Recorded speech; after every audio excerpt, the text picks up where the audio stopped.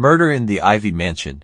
Welcome to Murder in the Ivy Mansion, a real-life murder mystery that will take you into the heart of intrigue and deception. Join us as we delve into a case that shook the affluent community of Maplewood.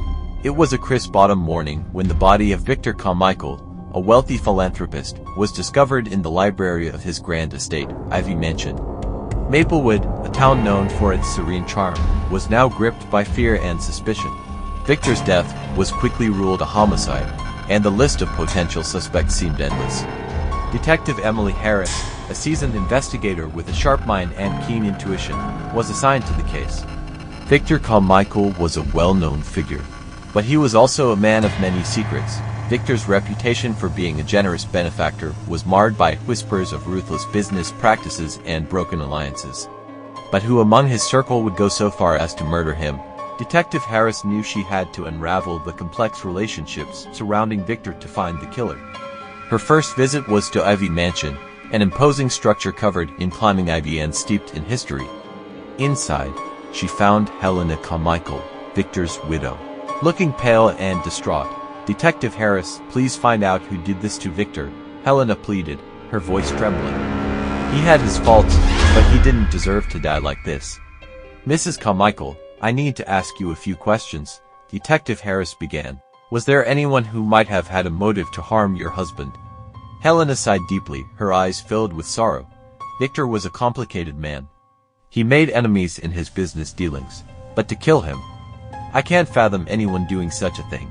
As Detective Harris delved deeper into the case, she unearthed a web of lies, betrayals, and hidden agendas. Each piece of evidence she found seemed to raise more questions than answers. The breakthrough came when she interviewed Victor's business partner, Jonathan Reed, a man known for his volatile temper. Jonathan was visibly agitated during their conversation. "Detective, yes, Victor and I had our differences. We argued frequently, but I didn't kill him," Jonathan insisted. "We were business partners, for better or worse." "Where were you the night Victor was murdered?" Detective Harris asked, her eyes narrowing. "At home, alone."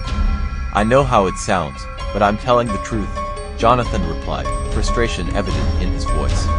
As suspects and motives continued to pile up, Detective Harris felt the pressure mounting. The serene facade of Maplewood was beginning to crack, revealing the darker undercurrents that flowed beneath.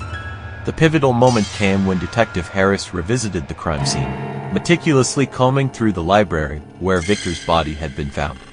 She noticed a small, hidden compartment in the desk. Inside, she discovered a stack of letters that detailed a bitter blackmail scheme. Victor was being extorted by someone very close to him. With this new information, Detective Harris gathered her team. "We're getting closer to the truth," she told them. "Prepare for an arrest."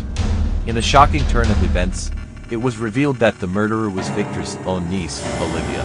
Consumed by greed and fear of losing her inheritance due to Victor's plans to change his will, she had taken drastic measures. When confronted, Olivia broke down. "I didn't want it to end like this," she sobbed. "He was going to disinherit me. I felt trapped." "You let your desperation cloud your judgment, Olivia," Detective Harris said, her voice firm but compassionate. "Now, you must face the consequences of your actions." As the case came to a close, the community of Maplewood slowly began to heal.